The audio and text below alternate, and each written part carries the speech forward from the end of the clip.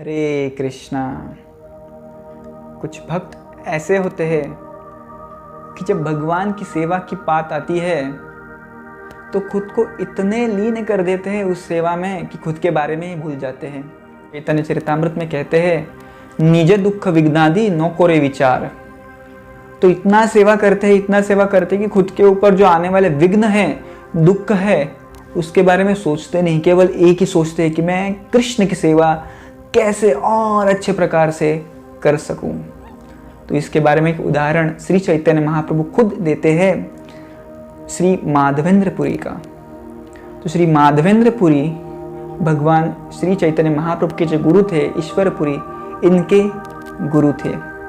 तो जब श्री चैतन्य महाप्रभु जगन्नाथपुरी की तरफ जा रहे थे तो वो एक मंदिर में आए जिसका नाम था रेमुणा। तो रेमुणा मंदिर में भगवान गोपीनाथ के जब वो दर्शन ले रहे थे तो गोपीनाथ जी का मुकुट था वो उनके सिर के ऊपर आ गिरा। तो महाप्रभु बहुत खुश हो गए और वहाँ का जो स्पेशल प्रसाद था, क्षीर प्रसाद कहते हैं, वो क्षीर प्रसाद महाप्रभु ने लिया और वहाँ संकीर्तन किया।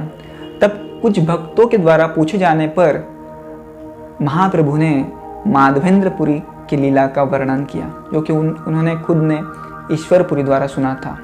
तो श्री चैतन्य महाप्रभु बताते हैं कि माधवेंद्रपुरी नामक वरिष्ठ सन्यासी, वरिष्ठ संत एक बार वृंदावन की यात्रा के लिए गए।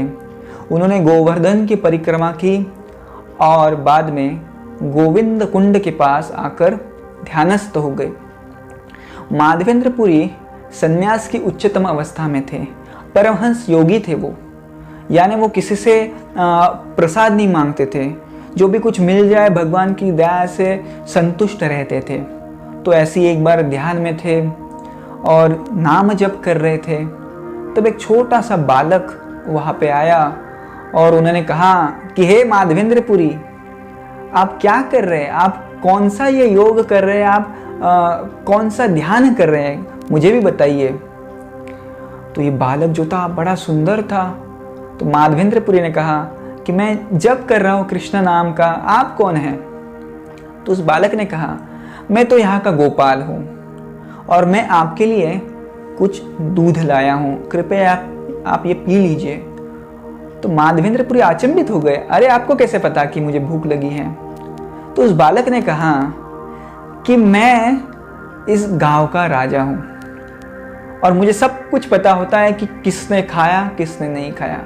इस गांव में कुछ लोग हैं जो मांग के खाते हैं और इस गांव में कुछ लोग हैं जो खुद कमा के खाते हैं, पर कुछ लोग ऐसे होते हैं जो किसी से नहीं मांगते, और जो नहीं मांगते उनकी इच्छाओं की पूर्ति मैं करता हूँ। और इस गोविंद कुंड में कुछ स्त्रियाँ आती है पानी भरने के लिए। उन्होंने मुझे बताया कि आपने कुछ खाया नहीं है बहुत दिन से, तो कृपया दूध पी लीजिए, मैं यहाँ से निकलता हूँ और कुछ समय बाद में ये कटोरी लेने, मटका लेने वापस आ जाऊँगा।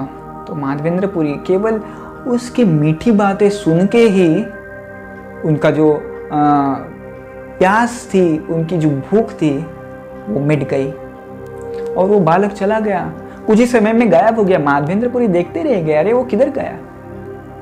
वो दूध पीने के बाद उन्हें बहुत आनंद हुआ और वो मटका उन्होंने वैसे ही रख दिया और वो उस छोटे गोप बालक की राह देखने लग गए, सोचने लग गए कभी आएगा।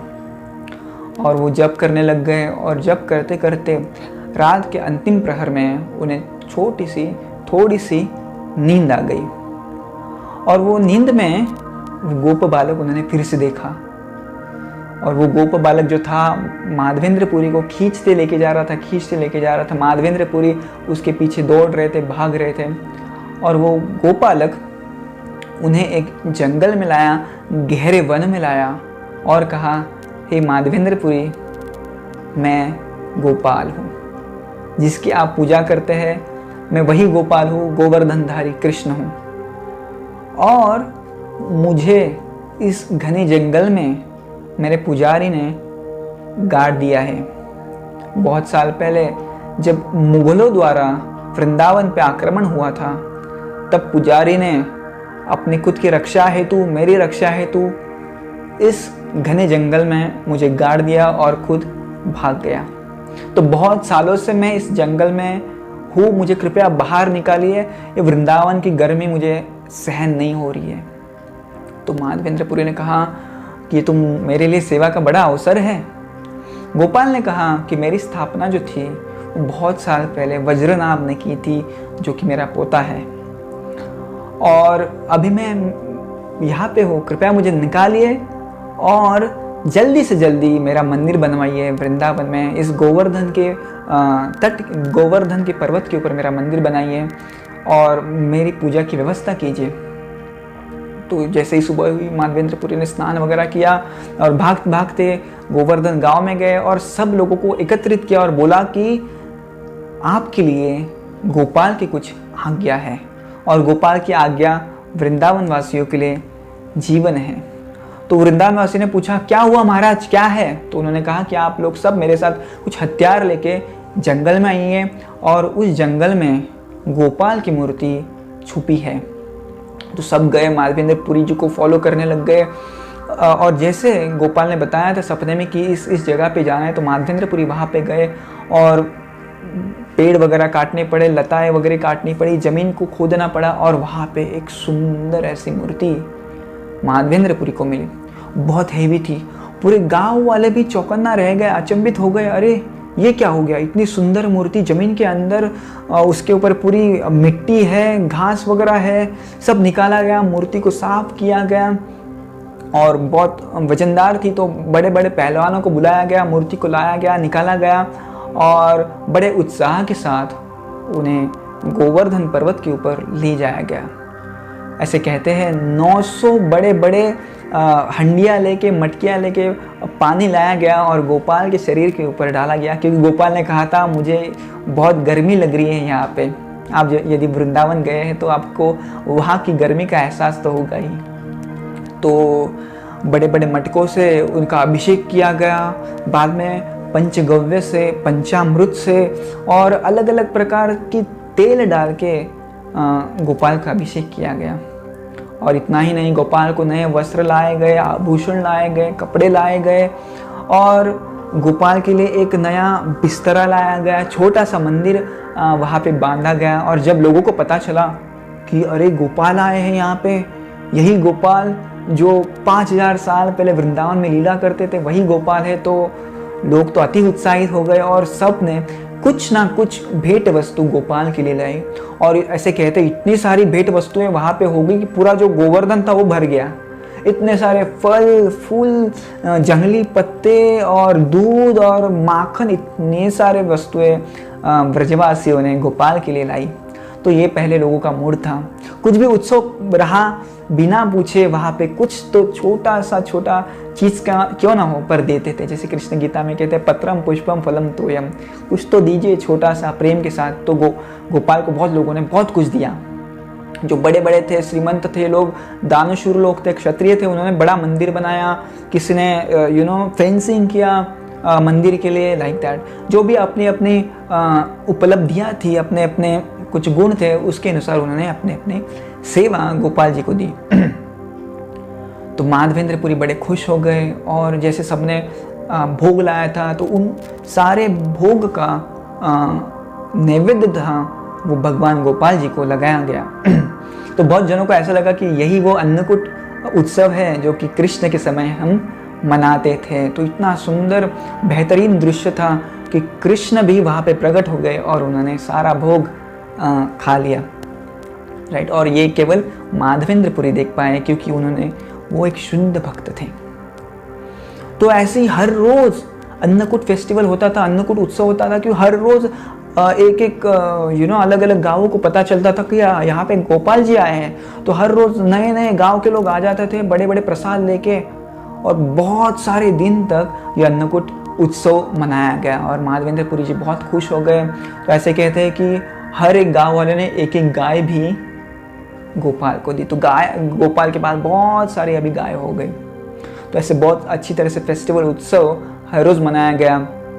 और 2 साल के बाद गोपाल फिर माधवेंद्रपुरी के सपने में आए और माधवेंद्रपुरी को कहा कि जो मेरे बदन में जो जलन हो रही है वो अभी भी ठंडी नहीं हुई है, रुकी नहीं है। तो आप क्या करिए, मेरे लिए आप चंदन लाइए मलय पर्वत से, मलय देश से आप लाइए, जगन्नाथपुरी में जाइए और आप कृपया इस चंदन का अरेंजमेंट कीजिए।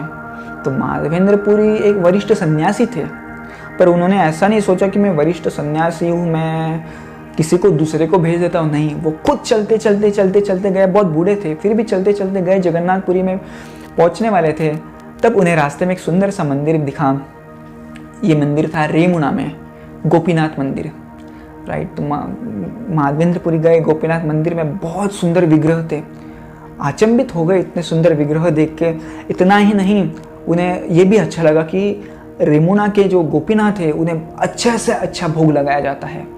तो किसी पंडित जी ने बताया यहाँ का जो भोग है क्षीर का वो जगत में कहाँ भी नहीं बनता, इसलिए गोपीनाथ की क्षीर ऐसे कहते हैं, अमृत केली भी कहते हैं इसे। तो अमृत केली का हम यहाँ पे रोज भोग दिखाते हैं। तो माधवेंद्रपुरी ने सोचा, अरे वाह, ये अमृत केली के क्या इंग्रेडिएंट्स है, क्या पदार्थ उसमें डालते हैं, मैं भी जानना चाहता हूँ। उसी समय पे कुछ ब्राह्मण, कुछ पंडा अमृत केली का भोग गोपीनाथ को लगा रहे थे। तब मन में विचार आया माधवेंद्रपुरी के, क्यों ना मैं इस अमृत केली को कुछ टेस्ट करूं, तो मुझे पता चलेगा कि इसके अंदर क्या क्या है, और उसी प्रकार का भोग मैं मेरे गोपाल के लिए भी बनाऊंगा। तो इंटेंशन अच्छा था, पर उन्होंने सोचा नहीं, कितना बुरा मेरा मन है, मैंने भगवान को प्रसाद देने के पहले ही सोच लिया कि मैं इसे कैसे खाऊं, मेरा मन कितना बुरा है, कितना पापी हूं मैं। तो वहाँ से वो चल पड़े इमीडिएटली और एक बाजार में चले गए जहाँ पे कोई नहीं था, और वहाँ पे फिर से ध्यानस्थ हो गए। तो देखिए कितनी उच्च भावनाएं हैं। वो सोच रहे थे कि नहीं, भगवान के खाने से पहले मैं कुछ नहीं खाऊंगा, लाइक दैट। और मैंने ये अपराध किया ये सोच के कि भगवान से पहले मैंने खाया है। तो ऐसे हुआ कि गोपीनाथ के जो पुजारी थे रात को सोने को चले गए मंदिर बंद करके, और मंदिर के पुजारी के सपने में गोपीनाथ जी आए और गोपीनाथ ने कहा कि मेरा जो भक्त है, परम भक्त माधवेंद्रपुरी, उन्हें कुछ खीर चाहिए। और एक खीर का जो लोटा है, 12 खीर के लोटे में से एक लोटा मैंने मेरे पर्दे के पीछे छुपा के रखा है, तो आप जल्दी जाइए, वो लोटा निकालिए, मेरा भक्त भूखा है, कुछ नहीं खाया उन्होंने, आप जल्दी से जल्दी जाइए। क्योंकि माधवेंद्रपुरी का ये स्वभाव था कि वो किसी से मांगते नहीं थे। यदि भगवान की इच्छा हो तो वो दे देंगे, ऐसा उनका स्वभाव था। तो भक्त जल्दी रात को उठे, नहाए धोए और गए, और देखा तो आश्चर्यचकित हो गए, पर्दे के पीछे सच में एक लोटा था। और वो आश्चर्यचकित हो गए, अरे बाप रे, भगवान ने अपने भक्त के लिए खीर चुराई। और वो वैसा ही लोटा लेके चिल्लाने लग गया, अरे माधवेंद्रपुरी कहाँ पे हो, माधवेंद्रपुरी कहाँ पे हो, आपके लिए भगवान ने कुछ खीर चुराई है। तो माधवेंद्रपुरी को पता चल गया, अरे बाप रे, ये क्या हो गया मेरे। तो उन्होंने बोला कि मैं हूँ माधवेंद्रपुरी। तो वो उनकी पूजा अर्चना करने लगे, उनका ग्लोरिफिकेशन करने लगे, अरे वाह वाह वाह, क्या बात है, भगवान ने आपके लिए ये खीर चुराई है। तो माधवेंद्रपुरी ने वो खीर ली, उसका आस्वादन किया, और उन्हें लगा कि मेरी अभी यहाँ पे बहुत सारी पब्लिसिटी होगी, लोग मुझे ग्लोरीफाई करेंगे, तो मैं इधर से निकल जाता। तो माधवेंद्रपुरी इमीडिएटली वहाँ से निकल गए, जगन्नाथपुरी पहुँचे और अपना जो निवेदन था वो दिया। तो लोगों को तब तक पता चल ही गया था, सबको जगन्नाथपुरी में भी। तो उनका बड़ा स्वागत हुआ और उनको इमीडिएटली चंदन ला के दिए। तो माधवेंद्रपुरी ने वो चंदन लिए, बड़े लकड़े और कुछ सर्वेंट्स के साथ, नौकरों के साथ वो फिर से रेमुणा में आए। जब वो रेमुणा में थे, फिर से माधवेंद्रपुरी के सपने में गोपाल जी आए, और गोपाल जी ने कहा कि माधवेंद्रपुरी, आप कृपया ये जो चंदन है वो गोपीनाथ को ही अर्पण कीजिए, इतना कष्ट मत लीजिए गोपाल तक लाने का, गोवर्धन तक लाने का, आप कृपया यहाँ ही दे दीजिए। आप यदि गोपीनाथ के शरीर के ऊपर आप ये चंदन लगाएंगे तो उसकी ठंडक मुझे भी महसूस होगी।